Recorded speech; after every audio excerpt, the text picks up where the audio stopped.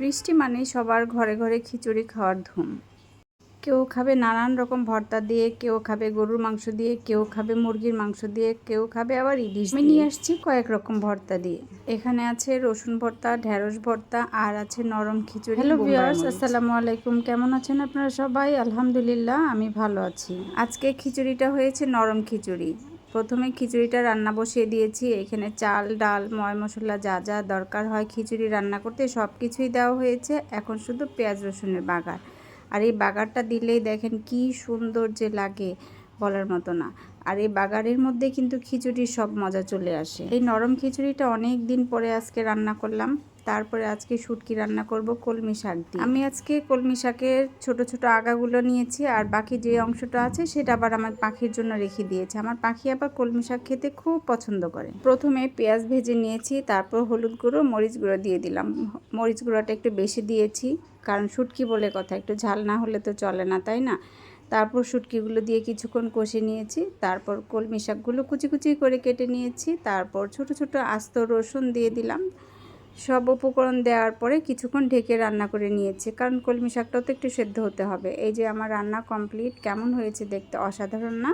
তারপর করব ঢেঁড়স ভর্তা। ঢেঁড়সগুলো একদম কচি কচি ছিল।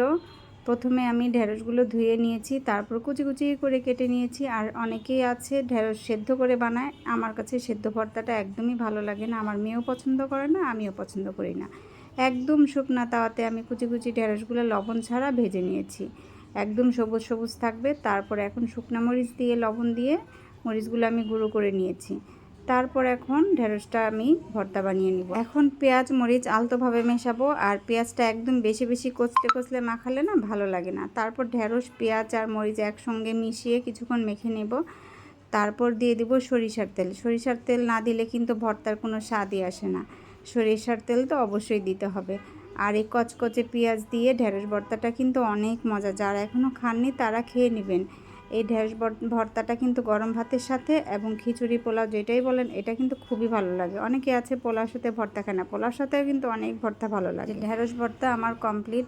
এখন আমি বানাবো রসুন ভর্তা। আর আমরা মূলত রসুন ভর্তাটা প্রায় পাটায় বেটে খাই। আমি আজকে পাটায় বেটে বানাবো না, একদমই হাতে মেখে বানাবো। ছোট ছোট রসুন ছিল, এগুলো আমি ছিলে নিয়েছি। আর ছিলতে আজকে খুব কষ্ট হয়েছে রসুনগুলা।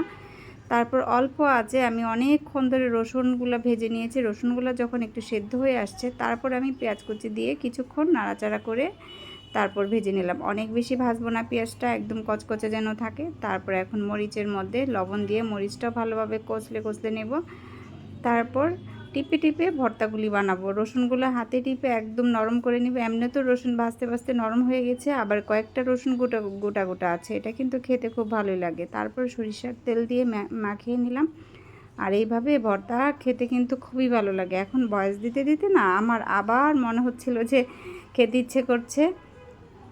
এই ঢেঁড়স ভর্তা বা রসুন ভর্তা, চাপা শুটকির ভর্তা, এই খুবই মজার ভর্তা আজকে বানিয়েছি। কেমন হয়েছে আমার সবগুলো ভর্তা কমেন্ট করে জানাবেন। আর সবগুলো ভর্তা কিন্তু খুবই মজা হয়েছে। সবগুলো